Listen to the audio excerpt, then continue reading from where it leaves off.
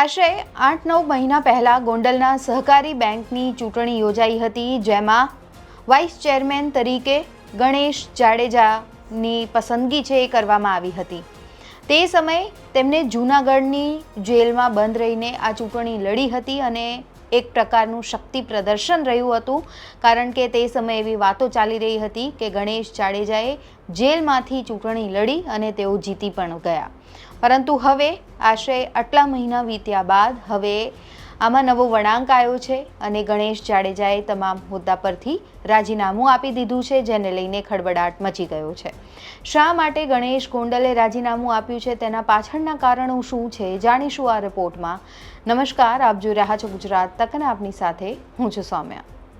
ગોંડલના અર્થતંત્રની કરોડરજ્જુ સમાન ગોંડલ નાગરિક સહકારી બેંકમાં મોટા રાજકીય અને સંસ્થાકીય ફેરફારો જોવા મળ્યા। બેંકના વર્તમાન ચેરમેન અશોકભાઈ પીપળિયા અને વાઇસ ચેરમેન જ્યોતિરાદિત્યસિંહ જાડેજાએ પોતાના હોદ્દા પરથી રાજીનામું ધરી દીધું।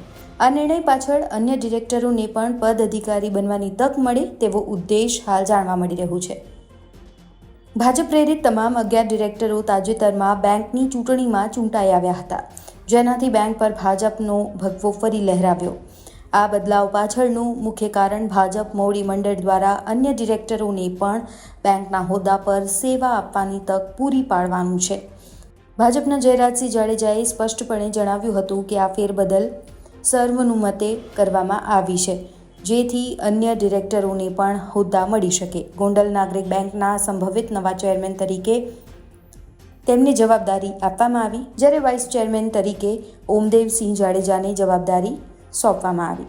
આજે ગોંડલ નાગરિક સહકારી બેંકનું જનરલ બોર્ડ હોય, જેમાં દરેક ડિરેક્ટરો દ્વારા સર્વાનુમતે ચેરમેન તરીકે કિશોરભાઈ કાલારિયા તેમજ વાઇસ ચેરમેન તરીકે મારી નિમણૂક કરી છે, ત્યારે હું ચોક્કસ એટલું કહીશ, મિત્રો, ત્યાગની રાજનીતિ છે।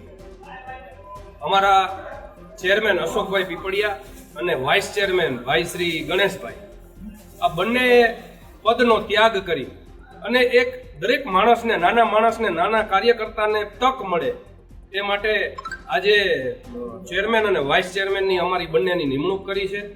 આ નિમણૂકે હું ધારાસભ્ય શ્રી ગીતાબા, માજી ધારાસભ્ય શ્રી જયરાજસિંહ, આ સૌનો, ભારતીય જનતા પાર્ટી તેમજ એના કાર્યકર્તા, અમારા ડિરેક્ટરો, આ સૌનો અમે હૃદયપૂર્વક આભાર માનીએ। અશોકભાઈ પીપળિયા અને ગણેશભાઈ અને બાઉભાઈ, આ ત્રણેયની ટીમમાં ખૂબ સારો વિકાસ થયો છે। અમારા બેના ભાગમાં તો ખાલી વિકાસને ખાલી ટકાવી રાખવાનું આવ્યું છે, બાકી ખૂબ સારો કામગીરી કરી છે અને ખૂબ બેંક વિકાસ કર્યો છે। બેંકના નવા સુકાનીઓએ કમાન સંભાળી લીધી છે અને ગોંડલ નાગરિક બેંકે 61,391 સભાસદો સાથે ગોંડલ હેડ બ્રાન્ચ ઉપરાંત રાજકોટ, શાપર, વેરાવળ, જસદન, દેરડી, સાણથલી સહિત કુલ 8 બ્રાન્ચ ધરાવે છે અને અગ્રણી સહકારી બેંકોમાં સ્થાન પામે છે। વર્તમાન ચેરમેન અશોકભાઈ પીપળિયાના કાર્યકાળ દરમિયાન બેંકે નોંધપાત્ર પ્રગતિ કરી।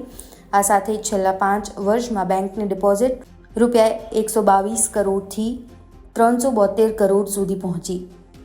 ગણેશ જાડેજાનો કિસ્સો પણ અનોખો છે અને તેમણે જૂનાગઢ જેલમાં રહીને ચૂંટણી લડી હતી અને વિજય મેળવી વાઇસ ચેરમેન તેઓ બન્યા।